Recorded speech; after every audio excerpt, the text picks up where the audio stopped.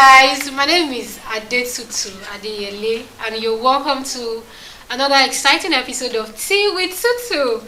On today's episode of Tea with Tutu, we have a very lovely and wonderful guest. You know, one thing struck me about her when I saw her.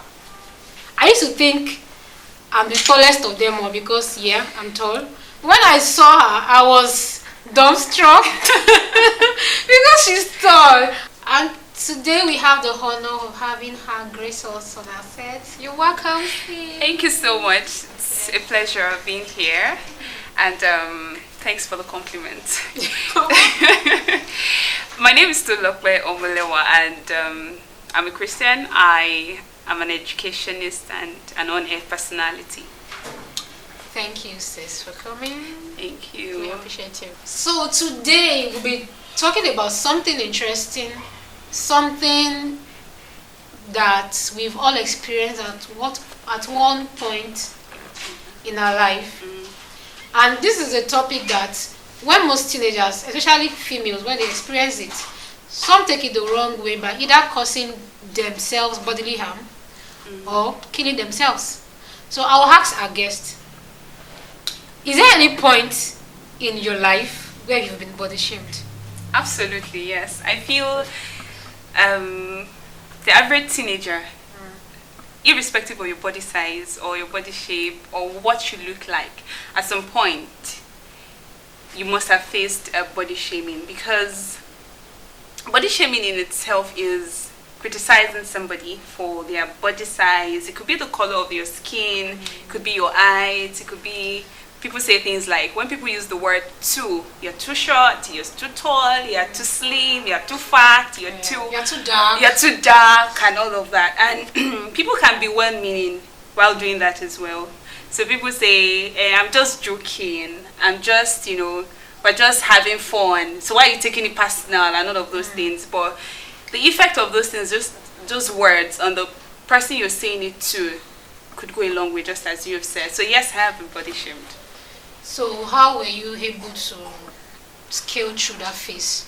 Okay, when I tell people that I've been body shamed before, people wonder what exactly, because they feel it's only those that are on the plus side that are usually body shamed. But at the beginning you said something about my height. I'm a very tall lady, and I'm not just tall, I am elegantly tall. Wow. So for record purpose. So growing up as a teenager, I remember I didn't start growing tall until I was in GSS3. So I had most of my age mates that were girls being very short on the average height. But I had to stand with the boys, so I'm usually standing at the back. So it was at that point I realized there's something when we have to be on the line on the assembly, and I have to keep going back, so I wasn't comfortable that I couldn't stand with the girls, and it started to get on me. And then I go to place and people say you are too tall. And then I was a very skinny child. I was so every other person, my siblings were on the plus side, not so plus, but everyone was chubby. So growing up as a child, I've had people say to me, you're very thin, and those words just keep, it was just like a bank. Those words kept going in and in. I had a gate man at the time that used to call me Opelenge. I did not know what that meant at the time because I was in the north. So I had to ask my mom, what does Opelenge mean? Opelenge mean? My mom was, who said that word to you? But as much as she tried to cushion the effect on me, that registered in my head. So now to your question on how I overcame this. So the effect it first had on me was, I do not like to stand with people. I want to take pictures with people, and people say, bend down, you're too tall, bend. So you can be, or people want to take pictures, and then I have to be the selfie stick, and it was some other things like that and all. But the turnaround came for me when I was in 300 level in the university. You can imagine how I've gone through my teenage years, and I'd moved into the university, and I kept facing it. It was just a break when I stumbled on this book by Joyce Meyer, The Confident Woman. That was the turn around for me. Although I have a very supportive parent. She kept, my mom would always say, stand tall, stand properly. I think that helped my posture. So that helped me a whole lot. But the effect, kept going with me until for myself, I sat down and began to appreciate the body God has given to me. I began to see the beauty in it. And the twist is, the moment I began to say I'm elegantly tall, I am beautiful and all of that, people began to admire me. Oh, wow. So it is the way you see yourself, people see you. Wow. Yeah. You had the good support system at home. You were able to you had the good support system at home. You were able to walk through the journey with you. So it was easy for you to pick up, right? But we have some people, we have some teenagers, we have some even young adults. They don't have the support system. They don't. They are even the families are even the one punishing them. So, how do you feel they can scale through that phase? Well, sometimes parents can be well-meaning. I wouldn't want us to go with the notion that, or if you're listening or you're watching, don't go with the notion that I am here because of what my mom said to me or what my dad said to me. Parents can do these things out of love, although it's not a very positive or a very effective way to help a child, because one, body shaming has an effect on the child's self-esteem, because words are seed sown, and you realize that negative words stick faster, goes deeper, and it is hard to shake off. But positive, for instance, you meet if I meet a young girl and I say you're beautiful, she might need like 4 or 5 persons to say that over and over again to believe, because the first notion is she's just psyching me, but you're ugly, I'm telling you on the spot. She believes it. Exactly. So that's the effect of negative words on people. So I meet parents that tell their children that are on the plus side or that are very plump, you're too fat. Look at that person. Look at this person. She can do this or she can do that, but you cannot.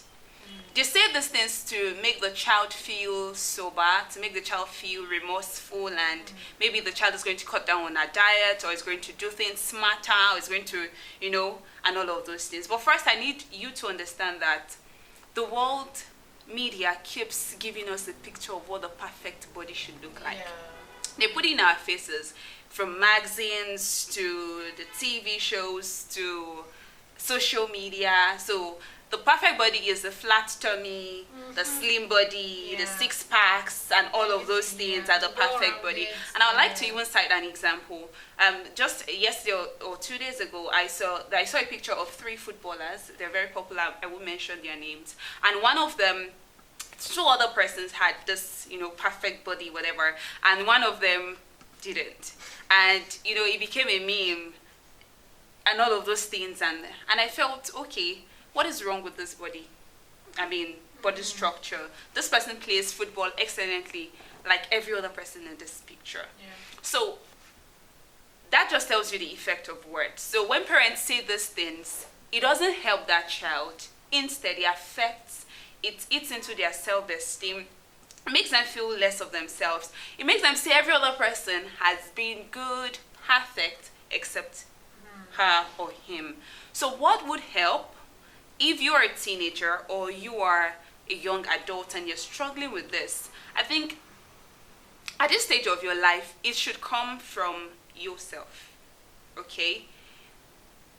Understand that, first, God doesn't make junks.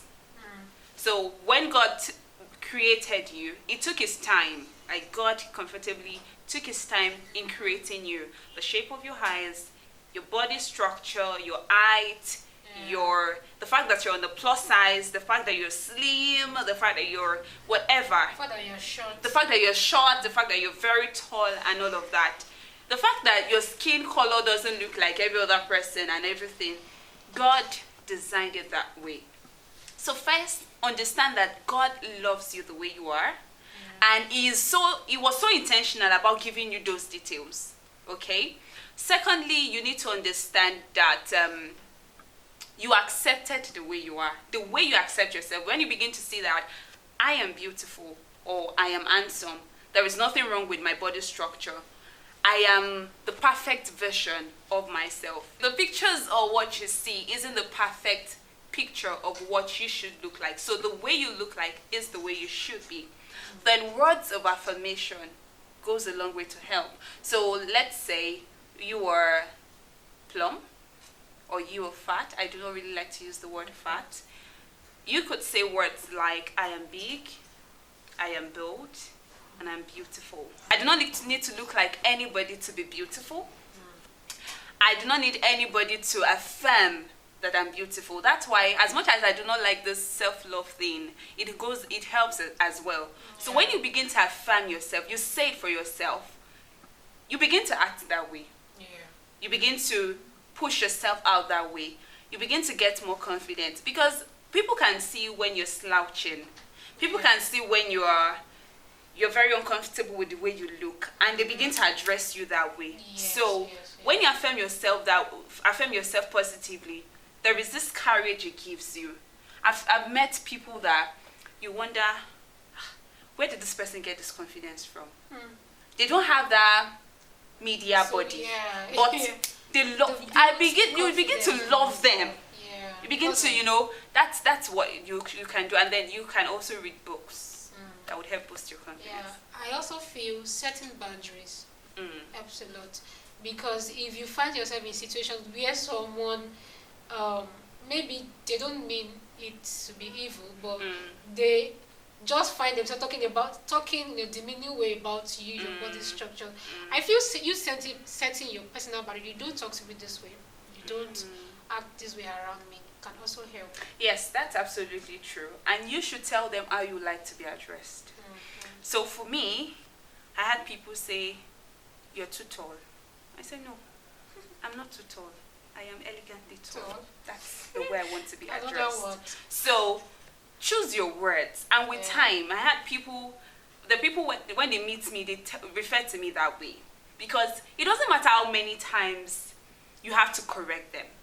They would know this is the way you want to be addressed. So that's absolutely true. Wow, it's been an enlightening session in the studio today. I learned a new word. Now I'm elegantly tall. I'm not too tall. Thank you so much, Tutu. Okay, thank you for giving us the honor. And if you are part of the people that always body shame people, please stop it. Let desist from doing such, because you don't know the effects your words are on the victim. I don't want to say your victim. Please let's learn to encourage people, no matter their body size, their structure, their skin complexion. Let's learn to speak words of encouragement to their life. And if you are on the big side, you can't do anything to your height if you are short. But if you are on the big side and you are not really comfortable with your side, you can eat the gym, you can watch your diet, but don't do anything that can harm your health. Try to work out, eat healthy food, and you'll be good. So we'll be stopping here for today, and I would love to hear from our viewers how you were able to deal with body shaming. If you've been body shamed before, I would love to see you guys in the comment section. Please drop your comments, drop your questions, drop your words of advice, anything, just drop it in the comment section. So thank you to You're most welcome. Thank you so much. I really had a great time on set, and we'll see you next episode of Tea with Tutu. Bye bye guys, and have a cup of tea. Yeah, definitely.